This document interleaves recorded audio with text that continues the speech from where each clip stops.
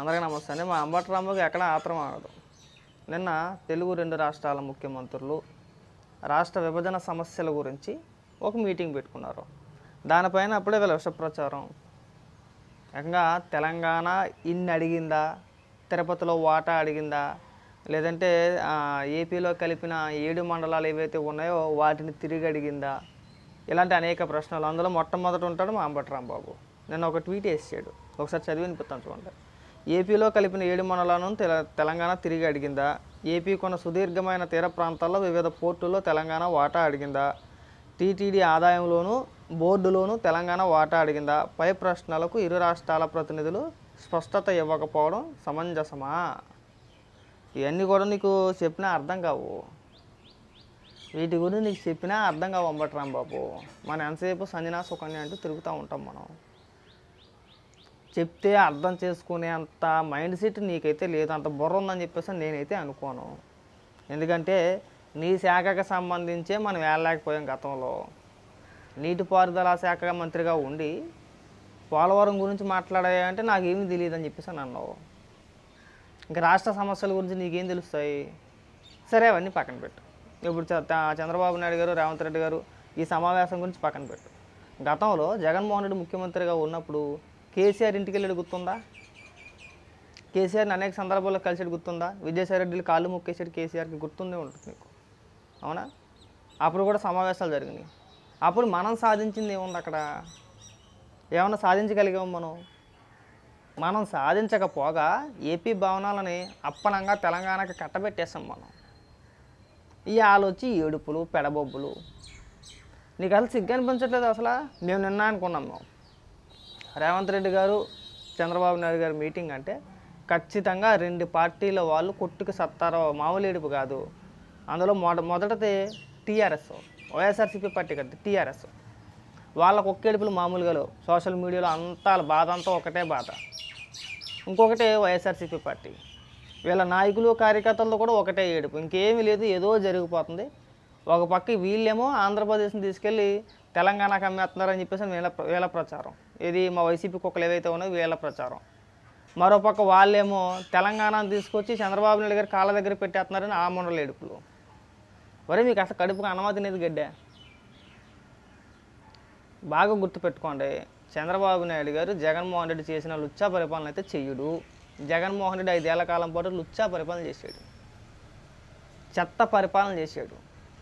చంద్రబాబు నాయుడు గారికి తెలుసు ఏ నిర్ణయం తీసుకుంటే తెలుగు 2 రాష్ట్రాలు బాగుపడతాయి అనేది చంద్రబాబు నాయుడు గారికి తెలుసు. ఆయనకేం మీరేం సలహాలు అవసరం లేదు. జగన్మోహన్ రెడ్డి లాగా అనుకుంటున్నారేంటి? గుడ్డు దిశలో పడిపోయినట్టు ఏది పడితే చేసేస్తానికి, ఏది పడితే ఒప్పేసుకొని వచ్చేస్తానికి. అటుపక్క రేవంత్ రెడ్డి గారికి తెలుసు, ఇటుపక్క చంద్రబాబు నాయుడు గారికి తెలుసు ఏ నిర్ణయాలు తీసుకుంటే తెలుగు 2 రాష్ట్రాలు బాగుపడతాయని చెప్పేసి. తర్వాత మంత్రులు కూడా ప్రెస్ మీట్ పెట్టి క్లియర్గా వివరించి చెప్పారు. సో అనేక సమస్యలపైన మేము దృష్టి సారించాము. ఐఏఎస్ అధికారుల రేంజ్లో ఒక కమిటీ, మంత్రులది ఒక కమిటీ ఉంటుంది. ఈ కమిటీల ద్వారాగా నిర్ణయించుకొని ముఖ్యంగా డ్రగ్స్ ఏదైతే ఉందో ఆ డ్రగ్స్కి సంబంధించి కూడా కొన్ని నిర్ణయాలు తీసుకోబోతున్నాము. సో తెలుగు 2 రాష్ట్రాల్లో డ్రగ్స్ అనేది ఇక్కడి నుంచి ఉండకూడదు, దానిపైన కూడా సీరియస్గా ఉన్నామని చెప్పేసి ఆయన చెప్పాడు.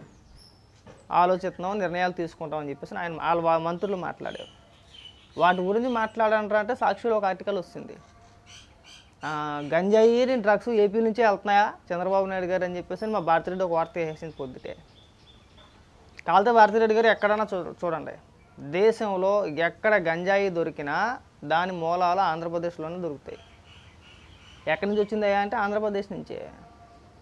మీరు వాటికి సమాధానం చెప్పరు. ఇక్కడ మన సోషల్ మీడియా పెయిడ్ కుక్కల చేత, లేదంటే ఇక అంబటి రాంబాబు లాంటి వ్యక్తుల చేతను విష ప్రచారం అన్నమాట. నేను సాక్షిలో ఒక వార్త చూసి నాకు షాక్ అనిపించింది అన్నమాట. నామమాత్రపు మీటింగ్ అనో లేదంటే ఇంకొకటనో వేసాడనమాట. సరే, ఇంకా సాక్షిలో పనిచేసే, టీవీలో పనిచేసే వాళ్ళ గురించి చెప్పుకోవసరం లేదు, రోజు వాళ్ళ గురించి మాట్లాడుకోవడం కూడా టైం బొక్కే.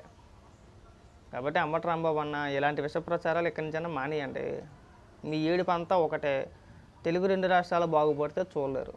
అటుపక్క కచరాగాళ్ళు, ఇటుపక్క మీరు, ఇద్దరికిద్దరే. రాష్ట్రం బాగుపడితే అస్సలు చూడలేని వ్యక్తులు ఎవరన్నా ఉన్నారంటే మీరు ఇద్దరేరా. ఆ కచరాగాళ్ళు అంతే, వాళ్ళు ఏడుపు మామూలుగా లేదు, వాళ్ళు ఎందుకు ఏడుతున్నారు కూడా వాళ్ళకే అర్థం కావట్లా. ఒక పక్క రేవంత్ రెడ్డి ముఖ్యమంత్రి అయ్యాడని చెప్పేసి ఒక ఏడుపు, మరో పక్క చంద్రబాబు నాయుడు గారిని కలిశారని చెప్పేసి మరో ఏడుపు. వాళ్ళ ఏడుపు అంతా ఒకటే. మళ్ళీ తెలంగాణలో తెలుగుదేశం పార్టీ పుంజుకుంటుంది ఖచ్చితంగా, అది 100% అది తిరగలేదు దాంట్లో. తెలుగుదేశం పార్టీ పుంజుకుందంటే ఈ కచరగాడి పార్టీ ఏదైతే ఉందో, బీఆర్ఎస్ కానీ టీఆర్ఎస్ కానీ ఏదైతే ఉందో అది పూర్తిగా పాతాళానికి తొక్కేస్తారు. కనుమరుగైపోయే పార్టీ ఇప్పుడు టీఆర్ఎస్ అన్నమాట. అది వాళ్ళ బాధ. వాళ్ళ సోషల్ మీడియా కానీ వాళ్ళ బాధ కానీ అదే. వాళ్ళు అందుకే అంతలా గొక్కెట్టి ఏడ్చేది. చంద్రబాబు నాయుడు గారు కలుస్తున్నారంటే ఏడ్చేది అందుకే. ఈ విష ప్రచారాలన్నీ కూడా అందుకే. ఆడెవడో ఉన్నాడు కదా శంకర్, ఆడెవడో, వాడి బాధ వర్ణాతీతం. వాడు జర్నలిస్ట్గా మాట్లాడట్లేదు. ఆడు ఆ టీఆర్ఎస్ కార్యకర్త కంటే ఎక్కువ ఫీల్ అయిపోతున్నాడు. ఆడు ఎవరు అవునన్నా కాదన్నా తెలుగు 2 రాష్ట్రాల్లో ఖచ్చితంగా ఈ 5 ఏళ్లలో డెవలప్మెంట్ జరుగుతాయి. మీరు ఎంత ఏడ్చినా ఉపయోగం లేదు. అంబటి రాంబాబు, ఇంకా నీకు ముందుంది ముసలి పండగ. చెప్తాం, ప్రతిదీ కూడా వివరించే ప్రయత్నం చేస్తాం. తొందరపడి ఇలాంటి ట్వీట్లు వేసాం మాకు. ఇలాంటి ట్వీట్లు తొందరపడి వేసేసామనుకో నీకే నష్టం, నీ పరివే పోద్ది. అందరూ కూడా నేను అమలాకల బూతులు తిడుతున్నారు కూడా ఆల్రెడీ కింద కామెంట్లో. ఇగో మీకు చెప్పినా అర్థం కావు, ఎందుకంటే అవి వెరీ వెరీ కాంప్లికేటెడ్. నీ డ్యాన్స్ ప్రోగ్రామ్ తెలంగాణలో కూడా పెట్టేలా ఒప్పందం చేయమన్నారంట. సంజనా సుకన్య లేకుండా రెడీనా? మీకు ఎందుకంటే ఇంట్లో కూర్చొని సంజనా సుకన్య అని చెప్పేసి ఉన్న మనసుని ఒకరు చాలా ఉన్నాయి. అలాగ నిన్ను తిడతా చేసింది. 1 కాదు 2 కాదు. ఇక నీ చేత రోజా చేత బోనాల్లో డ్యాన్స్ ప్రోగ్రాం పెట్టించమని తెలంగాణ వాళ్ళు అడిగారంట. పోరా అంబోతు. ఇలావా ఇంకా చదివి వినిపించిన కామెంట్లు ఇంకా చాలా ఉన్నాయి. టైం బొక్క అని చెప్పేసి నేను ఆలోచిస్తున్నాను అంతే.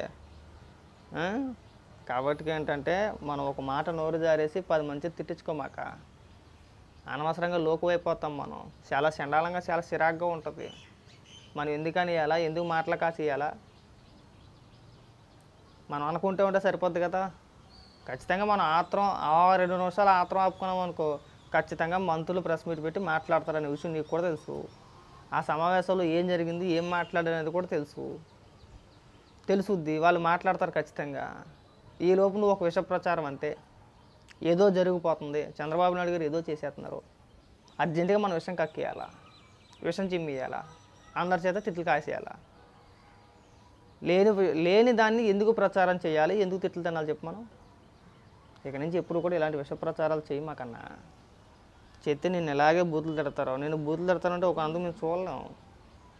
నువ్వు ఒక కమెడియన్వి కదా, నువ్వు ఒక కామెడీ పీస్. ఇగో ఒరే ఆంబోతుగా సంజన ఎంత అడిగింది, నువ్వెందుకు అడిగింది కూడా ఇవ్వలేదు, ఆడదాని ఉసురు తగిలిందా నీకు? పై ప్రశ్నలకు ఇరువురు వద్దులే, నువ్వు ఒక్కడవే అయినా స్పష్టత ఇవ్వకపోవడం సమంజసమా? ఇలాంటి ప్రశ్నలన్నీ కూడా తలెత్తుతున్నాయి. కాబట్టి ఏంటంటే ఇక్కడి నుంచి నేను మూసుకొని ఉంటే బ్రహ్మాండంగా ఉంటుంది. అతి పేలాపన వద్దు, అనవసరమైన మాటలు మాట్లాడొద్దు.